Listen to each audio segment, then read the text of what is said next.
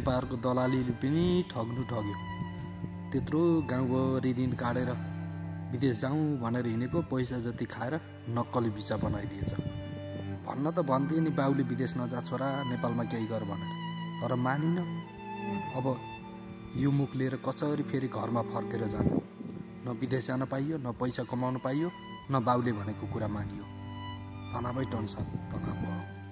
जे भए पनि अब घरै जान्छु, बाबुलाई पकाउँछु र नेपालमै केही गर्छु। जान्छु घर।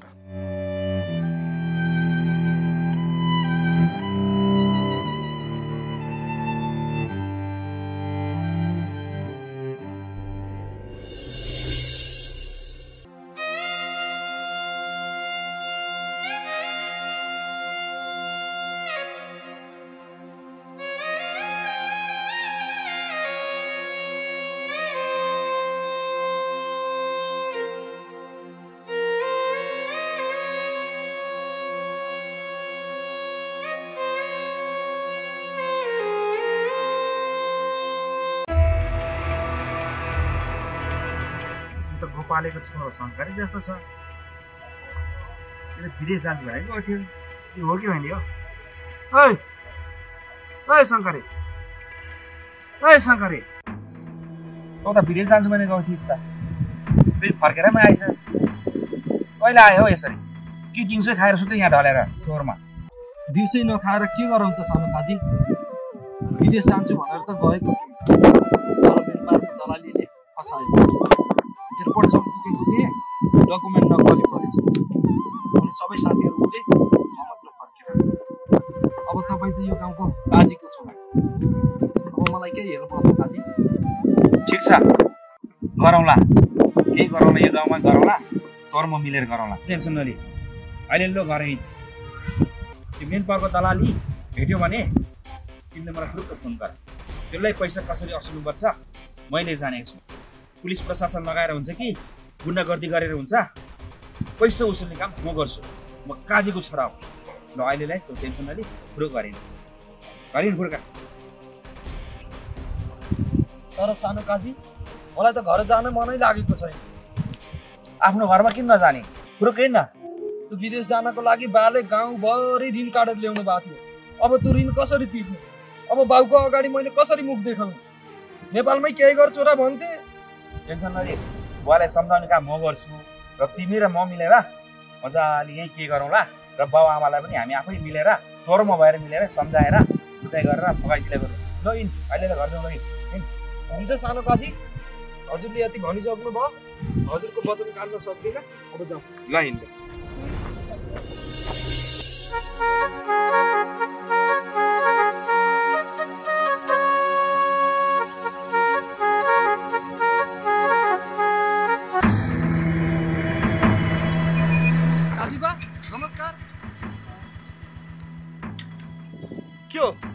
अनुहार त न्याउरो देख्छु त। के छ तेरो विदेश सगर? फर्केर आइस क्या?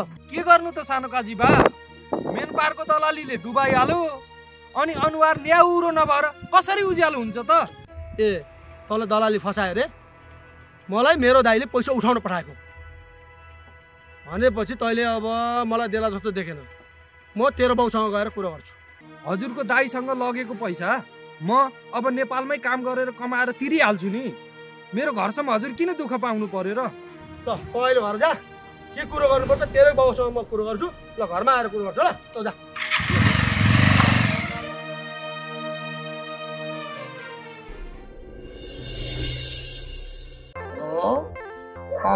मेरो छोरीले सहरको कलेज पढेर पुरै सिद्ध्याएर अब आउने भइछ। अनि हजुरको छोरो पनि पढाइ क्लियर गरेको होला। अब छिटै हजुरको छोरा र मेरो छोरीको बिहाको कुरा चलाउनु पर्ने हो।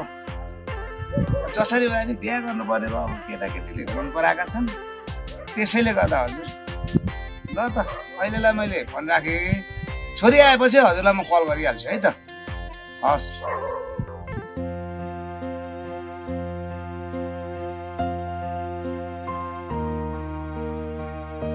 होइन यो छोरो पनि कहाँ गयो के? म विदेश जान्छु, बाउ म्यानमारमा जान्छु भन्थ्यो। होइन बुढी पनि आज कहाँ गयो के होला? छोरी पनि 2-4 दिनमा आउँछु भन्दैछ। अब यो छोरोलाई मैले विदेश जान्छु भनेर पठाएको, कोही पुगेन, केही अत्तो पत्तो छैन, न फोन आउँछ। टेन्सन बा म आएँ नि। त फर्केर आइस, अनि तेरो विदेश जाने चक्कर चाहिँ के भयो? म विदेश जान पाइनँ नि। मलाई म्यानपारले डुबाएछ बा। नक्कली भिसा दियो।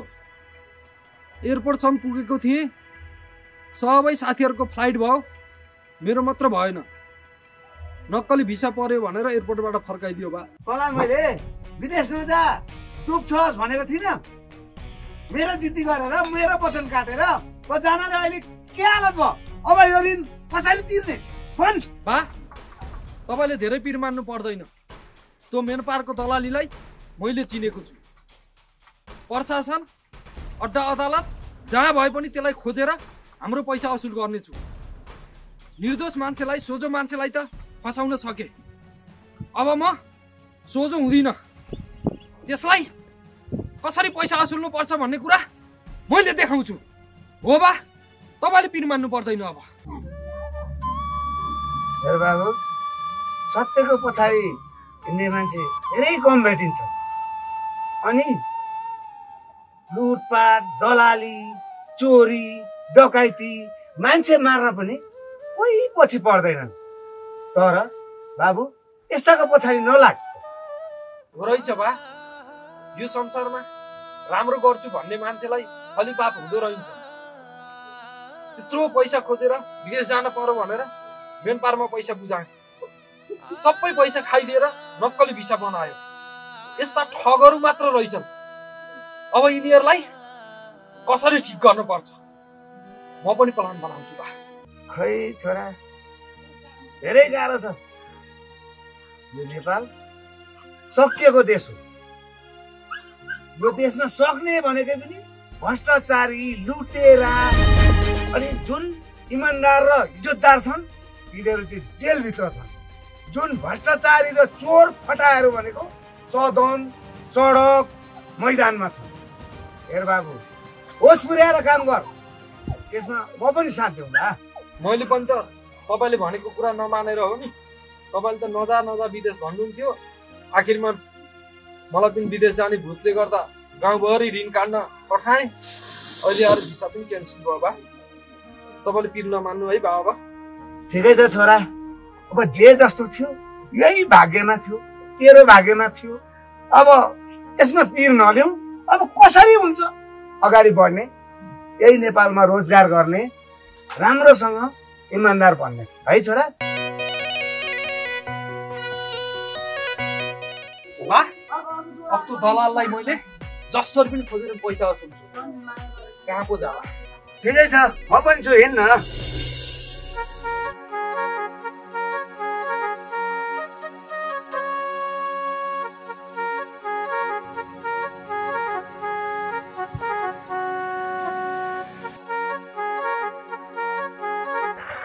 त्यो केटा कता यसो घुम्दै हिँडेको का?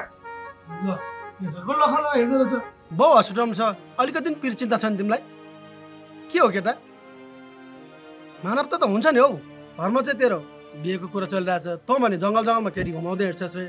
बाउले मलाई त्यही भन्दै हुनुहुन्थ्यो, धेरै गुनासो गराउनु भएको छ। यो कुरो त्यति राम्रो भएन है बाबु, विचार गर, होस् गर। होइन भने काका, बुवा बिरामीहरू कस्तो टेन्सन भइरहेछ। ल अहिले गएँ काका म।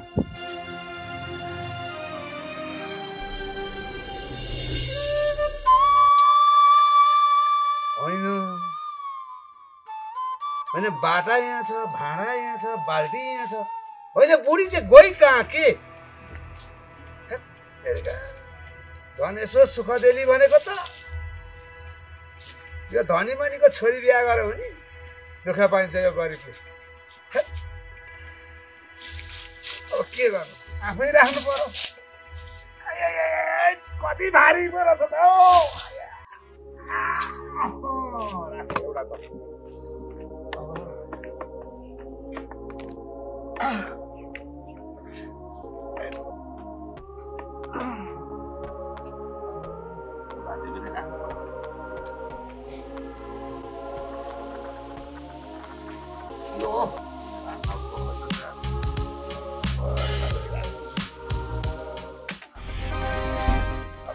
घरमा बुढी आयो भने यस्तो झपार्छु यस्तो कुट्छु फेरि कुट्यो पनि अर्को न्यान काट्नु लाग्दैन। के हो गोपाल एक्लै गुनगुनाइरहेको छु त के हुनु नि सानो काई सर अब बुढी कहाँ गइछ छोरा पनि विदेश जान्छु भनेको फर्केर आएछ अब टेन्सन भयो त्यही भएर गुनगुनाएको। अब काजीको पैसा कसरी तिर्नु यो गाउँभरि गएको पैसा तिर्नु छ अब मुख देखाउन पनि मलाई त अप्ठ्यारो भएको छ त्यही भएर धेरै टेन्सन भएर मैले गुनगुनाएको। त्यसरी हुँदैन गोपाल मेरो दाइ पनि हस्पिटलमा छ तैँले पैसा लिएको रहेछ दाइसँग त्यो पैसा उठाउनको लागि मात्र आएको म हेर्नु न काई साहब अब पैसा त दिनै भनेको छोराले विदेशबाट पठाउँछु भनेर मरिहत्ते गरेर विदेश जान्छु भन्यो अहिले गएर चाहिँ मेन बाबाले मलाई ठग दियो दलालले मेरो भिसा बिगारिदियो भन्छ। अब म के गरौँ अब त्यो अलिअलि भएको खेत थियो त्यो पनि खोलाले लगिदियो त्यो अलिअलि भएको बारी थियो त्यो पनि पहिरोले पुरिदियो अब म के गरौँ ल भन्नु त काई साहब। के भन्नु सुख पाउनु गोपाल हेर हिजो कसरी ल्याएको तिमीले त्यसो नभनिदिनुहोस् न काई साहब म जसरी भने हजुरहरूको ऋण तिर्छु छोराले अब गुखाए पनि म त जस हट्टकट्ट छु नि तर तपाईँले बुढीलाई चाहिँ नपठाउनु होला मेरो पनि बुढी कडा त थिए तर के गर्नु भाग्यमै नभएपछि काई साहब अब 2-4 महिना चाहिँ मलाई भागा दिनु होला हजुरहरू नभए हामी कसरी बाँच्छौँ गरिब गुरुबाहरू बाँच्दै नि भनेको काजीहरू कजिनीहरू धनी मनीहरूले सहायता गरे सहयोग गरे भने नै बाँच्ने हो होइन र काई साहब। बिन्ती बिसाउँछु हजुरको श्रीमती चाहिँ नपठाइदिनु होला बरु हजुरै आइदिए खुसी हुन्छु। त्यो कुरो मलाई थाहा छैन जसरी हुन्छ म पैसा उठाउन आएको हो पैसा देऊ म जान्छु नत्र मेरो बुढी एकदम कडा छ नि भोलि तेरो फुलेको दारी जुङ्गा खोल्यास पारिदिएला नि फेरि बुझ्या हो म अहिले गएँ भोलि फेरि विचार गर्लास्। काई साहब त्यसो नभनिदिनुहोस् म जसरी पनि तिर्छु हजुरको पैसा। ए काजी भए पनि आउनुभएछ नमस्कार। नमस्कार ए छोरा पनि आएछ त अनि हजुरहरूको के को गन्थन हो यहाँ के को गन्थन बन्छन् तेरो बाले त विदेश जाँदाखेरि पैसा लिएको रहेछ मेरो दाइसँग त्यही पैसा उठाउन आएको नि हो त नि तेरो कारणले गर्दा न मैले बाटो हिँड्न पाउँछु न घरमा मजाले सुखले बस्न पाउँछु तैँले त मलाई न मर्नु न बाँच्नु बनाइस्। काई साहब अब जे जस्तो भए पनि यो पैसा म जसरी पनि हजुरलाई तिर्छु तर यसरी चाहिँ बाटो छेक्ने काम नगरिदिनु अहिलेलाई म जान्छु ल। हो काजी साहब म हुँदै मेरो बुढो भएको बाउलाई यति धेरै दुःख नदिनु न म उहाँको छोरो कमाएर तिरिहाल्छु नि हजुरको पैसा।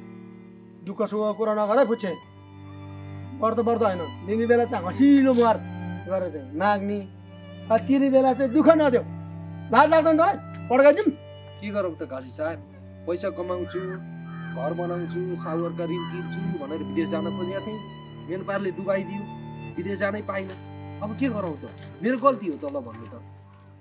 तेरो गल्ती सल्ती मलाई थाहा छैन सबै कुरो मैले तेरो बाउलाई भनिदिइसकेको छु भोलि बिहान मेरो बुढी आउँदैछ त्यो त कडा छ म जस्तो होइन म त फेरि मुखले कराउने मात्र हो म त सफा मनको मान्छे हो म त भोलि के कुरो गर्छ मेरै बुढीसँग तिम्रो बाउले भन्छ मलाई थाहा छैन भोलि बिहान हुन्छ म अहिले गएँ।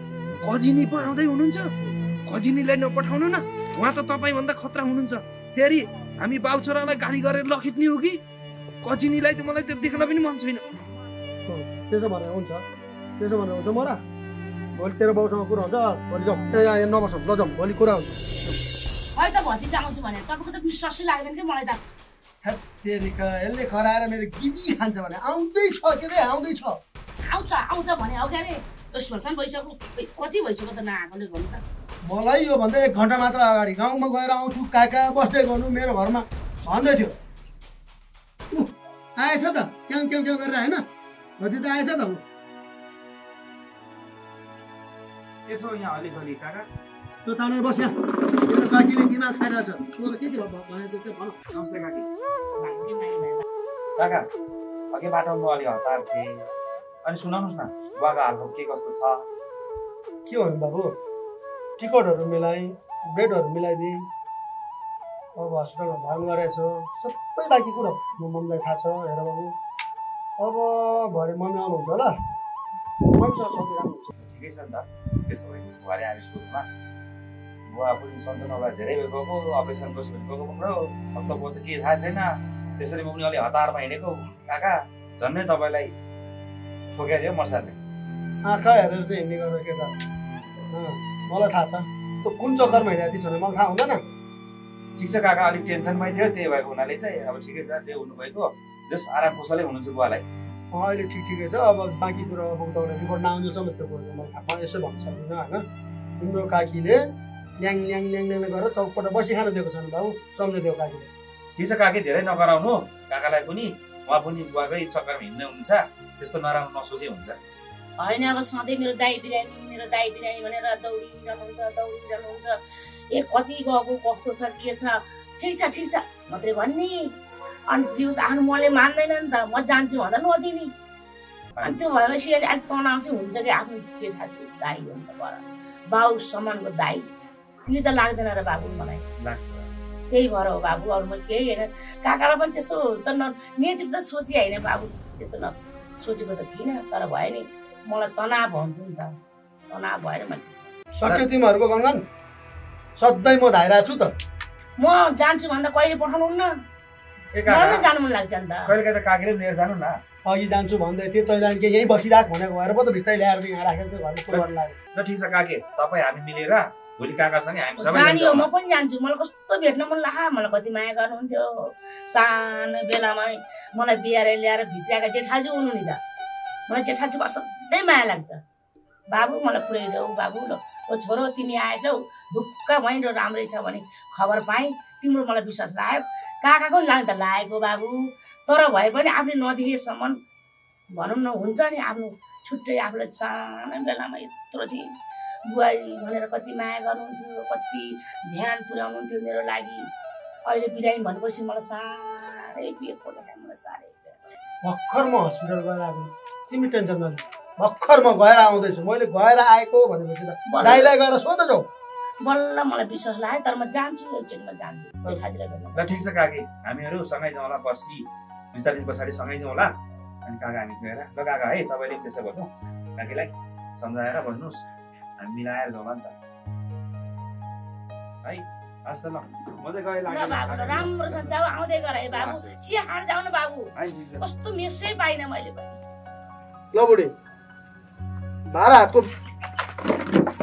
डोरी बाँधे पनि एउटै हो थाकेर नि आएको छु जिउ पनि दुख्यो जो एकपछि आउँदै जाऊ ल्याएर जाऊ हस् ल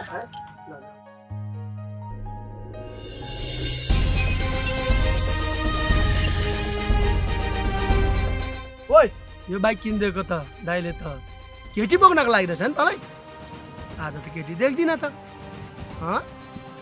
त्यही केटीको चक्करमा आक्का चिम्लेर हिँडेको थिइस् होला होइन काकालाई झन्डै ठोकाएर मारेको थिइस् होइन काका म हजुरकोतिर हिँडेको बुवाको हालखबर के रहेछ भनेर बुझ्नु भने हिँडेको हजुर यहाँ बाटोमा आउनुभएछ झन्नै ठोके काका भतिज हतारमा हिँडेको के गर्नु यो हतारमा हिँड्ने पनि ठिक छैन काका पक मैले जानेछु त दाइ हस्पिटलबाट त आओस् तेरो बिहे नगराइदि छोडिदिनु बुझिस् ल ल काका तपाईँहरू मिलेर मेरो बिहेको कुरा चलाउनु भएछ अलरेडी मेरो पनि एउटा गर्लफ्रेन्ड छ तपाईँले खोज्दो सोध्दा 2टा हुने भयो भाग्य मानेको त 2टा स्वानी हुने भयो ल ठिकै छ नि यस्तो भए त ल काका तपाईँ घर गएर बस्दै गर्नु म चाहिँ एकछिन तलतिर गएर साथीहरूलाई भेटेर आउँछु है त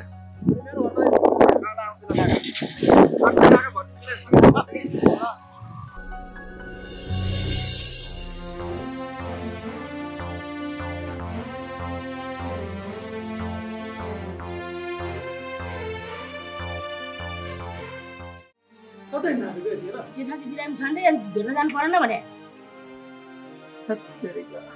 के टेन्सन लिइरहेको भने त्यो भर्खर म हस्पिटल गएर आएको छु दाइ हस्पिटलमा हुनुहुन्छ ठिकै छ राम्रो छ जानु पर्दैन सधैँ राम्रो छ भन्नुहुन्छ के छ कसो छ म बुझ्न जान्न पाउने अनि तपाईँले म जान्छु भने त पर्दैन भन्ने के हो पारो तपाईँको? कहाँ जाने हो, के गर्ने हो, गा हो कि होइन मलाई के थाहा।